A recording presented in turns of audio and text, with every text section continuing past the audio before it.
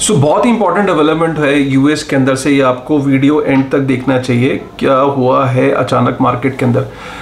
Greyscale का आपने नाम सुना होगा। ग्रेस्केल यूएस के अंदर सबसे बड़ा क्रिप्टो करेंसी का फंड ऑपरेट करता है और बिटकॉइन का भी सबसे बड़ा फंड वो चलाता है, ठीक है, तो जिसका नाम है ग्रेस्केल बिटकॉइन ट्रस्ट, ठीक है। अब इसको अप्रूवल इस बेसिस पे मिली थी कि भाई ये जो तुम ट्रस्ट चला रहे हो, ये जो फंड चला रहे हो, ये सिर्फ एग्रीगेटेड इन्वेस्टर्स के लिए। तो ये बेसिकली कौन से इन्वेस्टर्स होते हैं? जो फाइनेंशियल इंस्टीट्यूशंस होते हैं, जो अप्रूव्ड होते हैं, बड़े इन्वेस्टर्स, रिटेलर नहीं। तो ये ना सिर्फ क्लोज्ड फंड था और ये फाइनेंशियल इंस्टीट्यूशंस के लिए अवेलेबल था और ये रिटेलर्स के लिए अवेलेबल नहीं था। इसमें काफ़ी सारी कंडीशंस थी एंट्री की, एग्जिट की। एंट्री पे जैसे ये कि 6 महीने तक तुम फंड नहीं बेच सकते और एग्जिट नहीं कर सकते। तो क्योंकि ये अप्रूव्ड फंड था तो इसकी जो कंडीशंस थी वो बहुत ही हार्ड थी और ये काफ़ी समय से 2021 में जो ग्रेस्केल का जो फंड है इसकी मैनेजमेंट को ये फिगर आउट हुआ कि चलो हम ना इसको अगर स्केल करना है ना इस फंड को, तो हमें ना इसको ETF में, स्पॉट बिटकॉइन ETF में कन्वर्ट कर देते हैं। उसके लिए उन्होंने 2021 में एक एप्लीकेशन दी SEC के अंदर कि इसको हम कन्वर्ट करना चाहते हैं स्पॉट बिटकॉइन ETF में। आप ETF के बारे में तो आज सुनते हो ना, लेकिन 2021 में ग्रेस्केल ने ये कोशिश की थी। अब जब ग्रेस्केल को ये पता था कि जब हम अप्लाई करेंगे तो रिजेक्शन हो सकती है, जैसे ही उन्होंने अप्लाई किया रिजेक्शन हो गई। रिजेक्शन के 4 घंटे के अंदर वो कोर्ट चले गए और उन्होंने उसके अगेंस्ट अपील किया कि ये हमारी एप्लीकेशन रिजेक्ट हुई है, हम इसे अग्री नहीं करते हैं कि किस बेसिस पे ये रिजेक्ट हुई है, जो बेसिस बताए गए हैं वो कॉम्प्रिहेंसिव नहीं है और हमारी एप्लीकेशन रिजेक्ट नहीं होनी चाहिए थी। केस को लड़ा गया और फाइनली वो केस का जो रिजल्ट था वो आज आ गया और आज जो उस रिजल्ट के अंदर ये आया है कि कोर्ट ने उनके फेवर में ये ग्रेस्केल के फेवर में बोला है कि नहीं, यू आर राइट, ये एप्लीकेशन रिजेक्ट नहीं होनी चाहिए थी, इसको SEC को दोबारा से रिव्यू करे, राइट।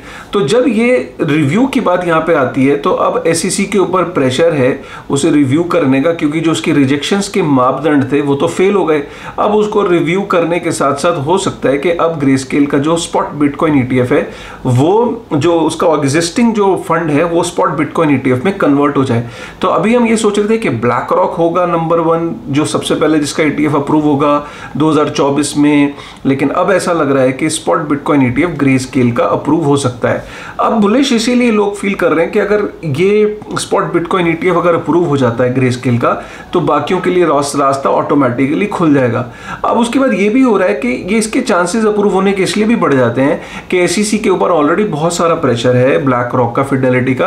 अब वो देख रहा है कि 7-8 बड़े प्लेयर अब इसमें एंटर कर गए हैं। मैं अगर रिजेक्ट किसी एक की एप्लीकेशन भी करूंगा तो वापस से वो कोर्ट के अंदर जाएगा और कोर्ट के अंदर जाते ही वो SEC फिर से केस हार सकता है। और SEC को केस XRP के अगेंस्ट हारा, अब उसने ये ग्रेस्केल के अगेंस्ट हारा, तो कहीं ना कहीं SEC की जो छवि है, जो उसकी रेपुटेशन है, वो भी हिट हुई है कोर्ट के अंदर 2 बैक टू बैक केसेस को हारने से। ये बहुत इंपॉर्टेंट डेवलपमेंट है क्योंकि अब आप समझो कि अगर ये ETF सारे लाइन से ऐसे अप्रूव हो गए और वो 2023 के और 24 की बिगनिंग में अगर हो गए तो आप समझ सकते हो कि मार्केट के अंदर सेंटीमेंट का पॉजिटिव होना लाजमी है। और 2024 में हार्वनिंग भी आ रही है बिटकॉइन की, तो ये लाजमी सी बात है कि अचानक जो अब आप ये पुश देख रहे हो, ये सेंटीमेंट के अंदर बदलाव देख रहे हो, तो ये जो रूलिंग है इसने कहीं ना कहीं ये बहुत बड़ा काम किया है। और मैं हमेशा से कहता हूं कि देखिए, आप अगर इस इंडस्ट्री में हैं तो ये इंडस्ट्री आपको कभी ऐसी लगेगी कि ख़त्म हो गई और कभी अचानक इसको ऐसी लगेगी कि यार वापस से सब कुछ आ गया।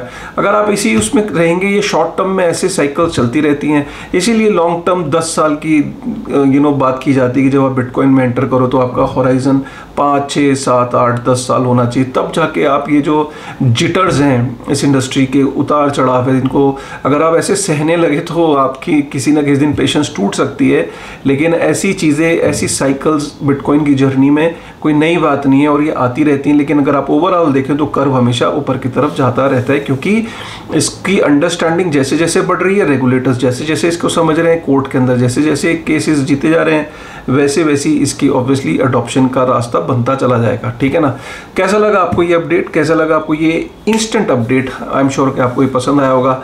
अगर पसंद आया तो प्लीज़ एक बार लाइक बटन दबा दो और एक बार कमेंट तो करते जाओ यार, कर दो प्लीज़, ठीक है ना, कर दो यार, क्योंकि ऐसे कंटेंट में जब आप कमेंट करते हो तो उसकी रीच बढ़ती है। बस इतना ही है, ठीक है ना। चलो with this thought, thank you very much.